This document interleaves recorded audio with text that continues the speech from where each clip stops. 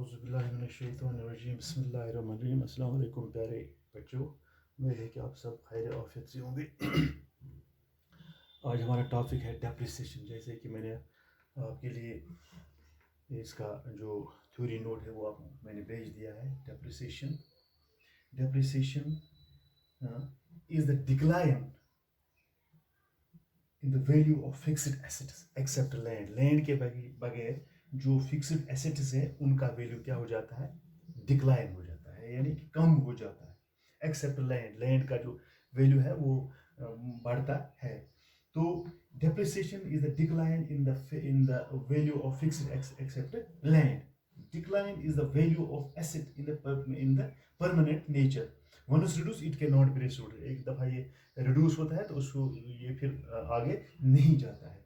वो depreciation is the permanent and continuing diminution in the quality, quantity, in the value of an asset। तो आज हम इसका एक ये स्ट्रेट लाइन मेथड के जरिए इसका एक प्रैक्टिकल क्वेश्चन करने जा रहे हैं। तो आपकी किताब पर है पेज नंबर 5.52 जो पहला क्वेश्चन है स्ट्रेट लाइन मेथड।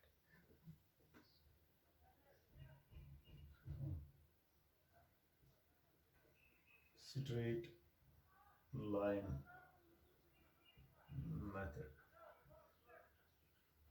ऐसा straight line method.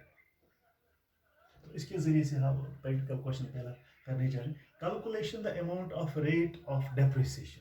Calculate the amount of rate of depreciation.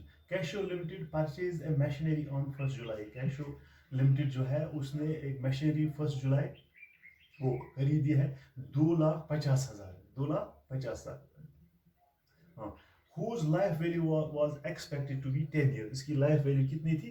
10 साल। 10 साल तक इसकी लाइफ वैल्यू थी। It is estimated scrap value of the end of the 10 years was। 10 साल के बाद इसका जो वैल्यू बनता है वो है 10,000। यानी कि इसका जो वैल्यू था वो क्या हो गया, कम हो गया। Depreciation means decline value in the use of fixed assets except land. whose expected value 10 साल में उसका जो वैल्यू था 2,50,000, यानी 10 साल गुजर जाने के बाद इसका रेट था क्या, 10,000। Find the amount of depreciation to be charge to profit loss account every year. तो इसका हमें ये amount of depreciation charge profit loss account every year है। और दूसरा also calculate the rate on which depreciation to be charge every year. तो अब हम इसको देखेंगे कि calculation of amount of depreciation. पहला है इसका है कैलकुलेशन, क्या, calculation of amount of depreciation. तो पहला ही हमें इसका करना है। तो डेप्रिसिएशन अमाउंट क्या है हमारे पास, डेप्रिसिएशन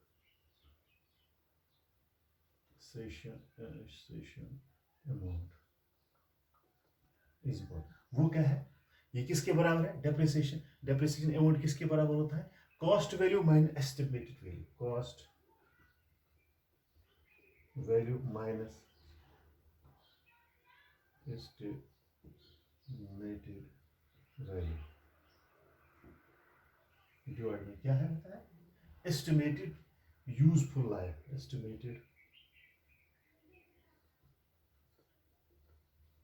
यूजफुल, क्या, estimated useful life of an asset.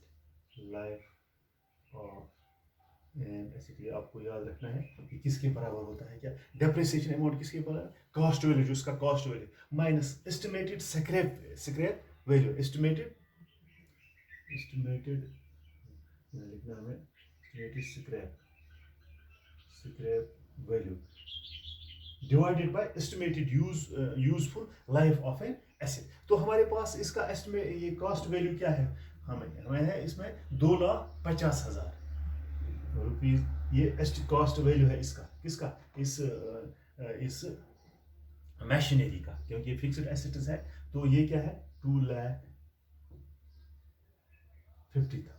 ये इसका क्या है, कॉस्ट वैल्यू, क्या है, cost value minus estimated scrap, यानी कहाँ तक इसका, कितने मतलब साल इसका जो स्क्रैप है, ये 10 साल तक इसका वैल्यू था क्या, at the end whose life, इसका जो स्क्रैप वैल्यू है वो 10 साल ये मशीनरी चल सकती है। तो 10 साल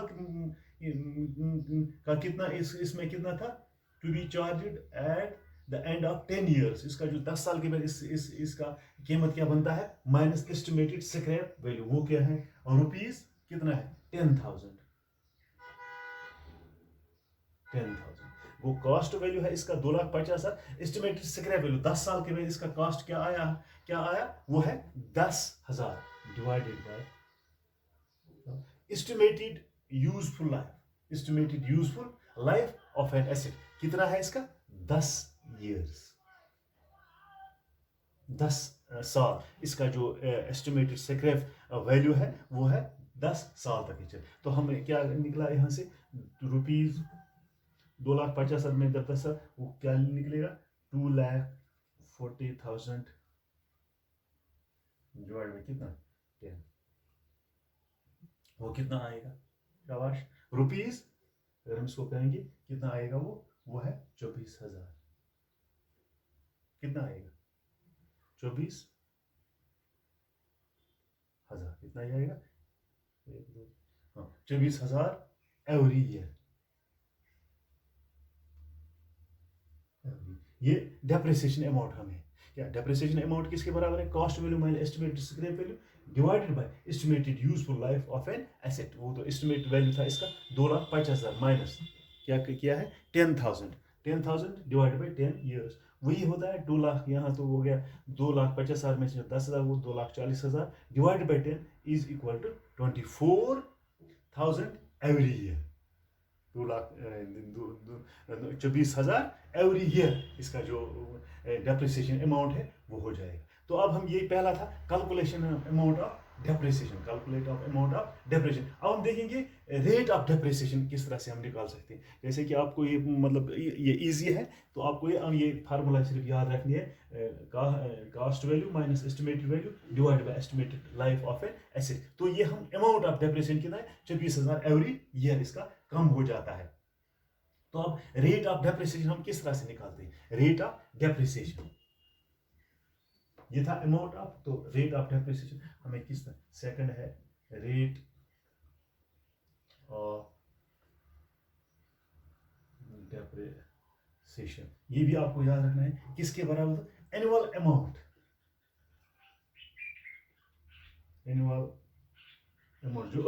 जो अभी आपको निकला, annual amount into 100 divided by what, divided by cost of asset,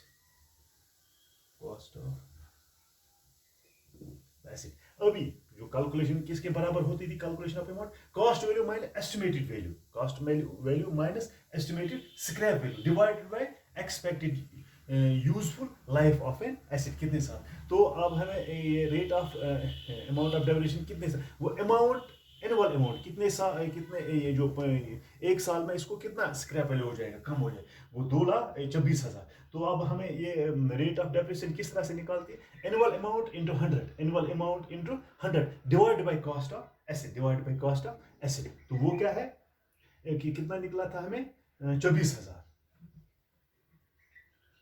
rupees, 24,000 into 100 divided by cost of asset कितना है हमारे पास, वो किताब पर लिखा है 2,50,000, ठीक है 2,50,000। तो रेट ऑफ डेप्रिसिएशन हम किस तरह से निकाल सकते हैं, तो इसको आप मतलब ये निकाल सकते हैं, तो ये भी ये 3 कट गए, तो इस यहाँ क्या निकला है 24 इंटू 100 डिवाइड बाय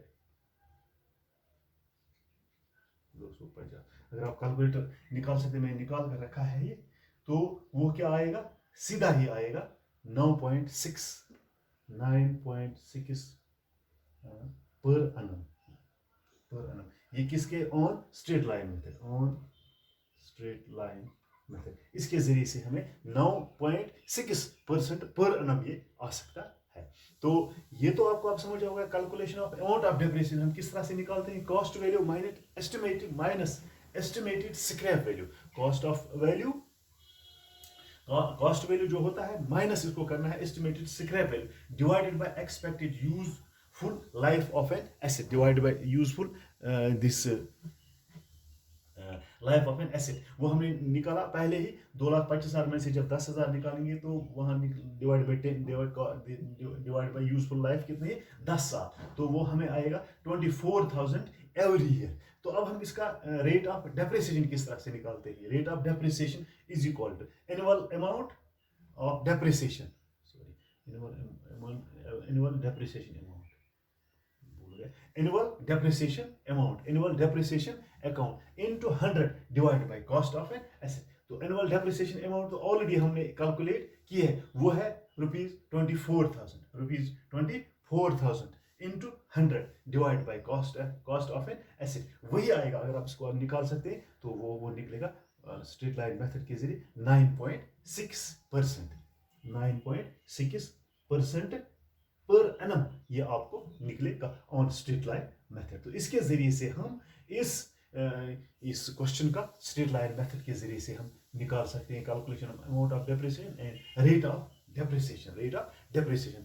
तो उम्मीद है कि आपको ये स्ट्रेट लाइन मेथड के जरिए ये समझ आया होगा कि calculation of amount of depreciation and rate of depreciation किस तरह। ये जो फार्मूला दो आपको याद है, मैं आपको दोबारा भी बता सकता हूँ कि कॉस्ट वैल्यू इसका है, कॉस्ट इसका calculation of amount of depreciation इसका मतलब है, इसका जो फार्मूला है कॉस्ट वैल्यू माइनस क्या अभी बताया एस्टिमेटेड स्क्रैप